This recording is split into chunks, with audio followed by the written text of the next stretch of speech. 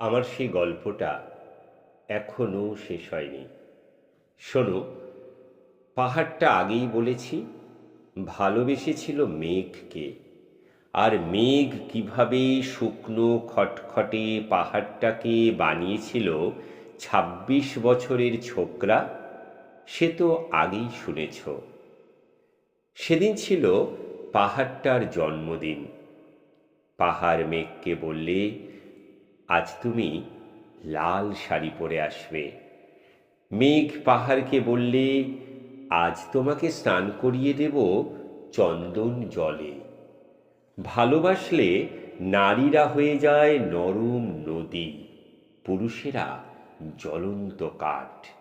সেইভাবেই মেঘ ছিল পাহাড়ের আলিঙ্গনের আগুনে, পাহাড় ছিল মেঘের ঢেউ জলে। হঠাৎ আকাশ জুড়ে বেজে উঠল ঝড়ের জগঝম্প। ঝাঁকড়া চুল উড়িয়ে ছিনতাইয়ের ভঙ্গিতে ছুটে এলো এক ঝাঁক হাওয়া। মেঘের আঁচলে টান মেরে বলল, ওঠ ছুরি, তোর বিয়ে। এখনো শেষ হয়নি গল্পটা।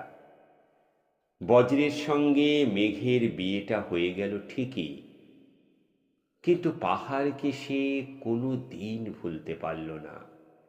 বিশ্বাস না হয় তো চিরে দেখতে পারো পাহাড়টার হাড় পাঁজর, ভিতরে থই থই করছে শত ঝর্ণার জল।